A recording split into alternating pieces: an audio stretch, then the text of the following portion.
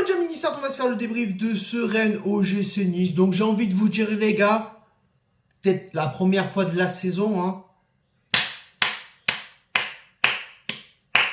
Exceptionnel. Ce match était exceptionnel. Franchement, j'ai vu une purge. Donc les gars, pour les réalisateurs, producteurs, si vous n'avez pas de scénario pour American Nightmare 6, vous avez 1h30 de film qui est déjà programmé et préparé les gars. Enfin, franchement, vous pouvez y aller. Vous êtes au top en termes de scénario catastrophique, n'importe quoi tic, tout ce que tu veux à tic. C'était exceptionnel. Mais alors, comment te dire que au niveau de l'inactivité offensive, au niveau du n'importe quoi offensif de ce soir, je m'y attendais un petit peu. Début très timide des Niçois. On exerce un petit peu notre jeu comme on a l'habitude de faire sur les débuts, sur les premières minutes du match, avec très peu de rythme, une conservation de balle, temporisation de jeu. Donc offensivement, c'est le néant, j'ai envie de te dire. La vraie purge. Et puis quand tu vois qui est titulaire en attaque, et au niveau des postes, quand tu vois un Guessant qui est pour moi trop timide, trop naïf dans le jeu, dans ce qu'il peut produire, pour moi Guessant, c'est un joueur qui n'a pas le niveau de la Ligue 1 et je ne vois pas comment il peut encore à l'heure actuelle avoir du crédit aux yeux de Francesco Farioli. Le mec a été prêté à Lausanne, il a été prêté à Nantes et il n'a même pas réussi à s'imposer, ne serait-ce qu'à Lausanne. Même à Lausanne, il n'a pas su s'imposer. Un Laborde en demi-teinte, comme d'habitude, depuis quelques semaines, c'est catastrophique. Notamment en plus de ça, qui ne joue pas à son poste, parce que je maintiens malgré tout que Laborde, c'est dans l'axe et pas sur les côtés. Un Terem Moffi qui ne réalise plus rien depuis un moment. Qu'est-ce que tu voulais faire ce soir offensivement? Et on l'a très bien vu. Alors certes, les absents se font ressentir de suite dans ce match. Et encore une fois, par rapport à ces absences-là, que ce soit les blessures, que ce soit les départs à la CAN ou autres et diverses raisons variées, je me répète encore une fois, et je ne le dirai jamais assez, et je l'ai dit juste après que le mercato estival a été terminé, nous n'avons pas une équipe compétitive, même pour jouer uniquement la Ligue 1 et la Coupe de France. Qu'on soit clair. Puisque, ok, l'excuse des absences qui se font ressentir, bon, à un moment donné, les gars, il faut se chercher des excuses, même si moi, j'en donne pas des excuses sur ce match catastrophique. Mais à un moment donné, ceux qui étaient présents sur le terrain, ils étaient absents de par leur contenu de jeu et leur médiocrité footballistique.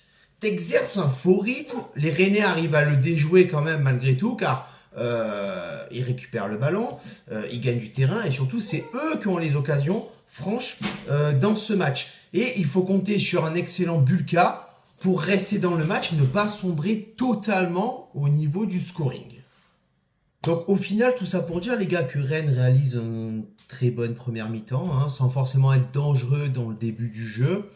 Mais c'est eux qui mettent du rythme au final dans ce match et qui animent offensivement ce match, qui mettent de la rapidité et de l'intensité dans ce jeu et qui proposent un contenu bien plus intéressant que l'OGC Nice prennent le jeu à leur compte. Et nous, défensivement, on se retrouve en difficulté et on perd très rapidement le ballon en milieu de terrain et on n'a aucune solution offensive. Pourquoi? Parce que nos milieux sont inexistants. À la 30e minute, penalty pour Rennes, très logique pour ma part, et ça vient récompenser leurs efforts, ça vient récompenser leur intensité offensive.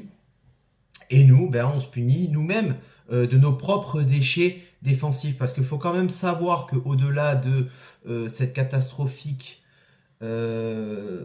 prestation défensive ce soir, la catastrophique stat offensive ce soir, on a dû attendre la 33e minute, les gars, pour obtenir le premier tir niçois. qui a été cadré, j'ai envie de te dire. Mais les gars, on n'y est pas du tout. On est éclaté au sous-sol ce soir dans ce match. On n'y est pas. Dans l'adversité, dans l'engagement. On perd 2 duels sur 3 dans ce match face au Rennais.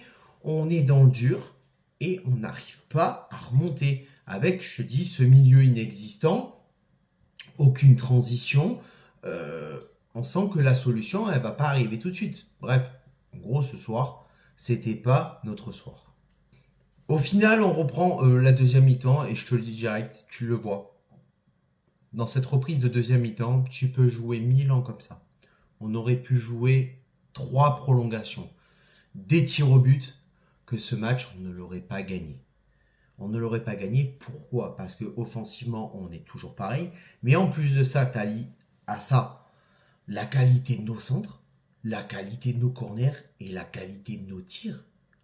Rien n'aboutit. On ne trouve même pas une malheureuse tête qui pourrait finir limite dans les tribunes. Au moins ça. Au moins qu'une des têtes arrive en tribune. Déjà, on se dirait, on a tiré, on a frappé au but, on a fait un début de quelque chose d'offensif. Même pas ça. Même pas ça. On n'arrive pas à porter un réel danger devant le but. Donc, qu'est-ce que tu veux faire avec ça?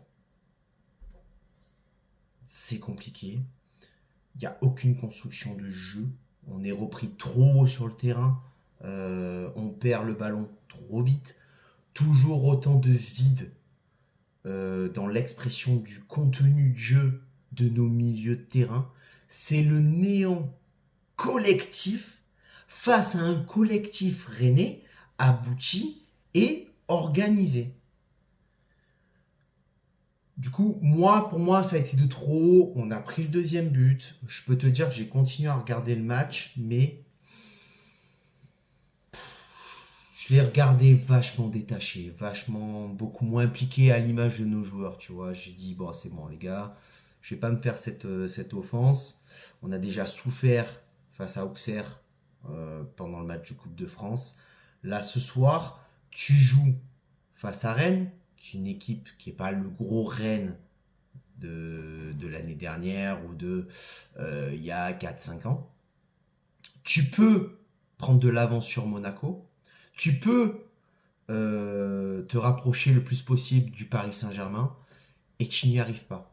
Dès que nos concurrents font un faux pas, on n'en profite pas, on le gère mal et t'as l'impression qu'on se met une espèce de pression de merde en se disant putain les gars, Monaco ils ont perdu, Marseille ils ont perdu, autant peut-être que même demain soir, le PSG perd face à Lens, pourquoi pas? Pourquoi pas? C'est pas impossible.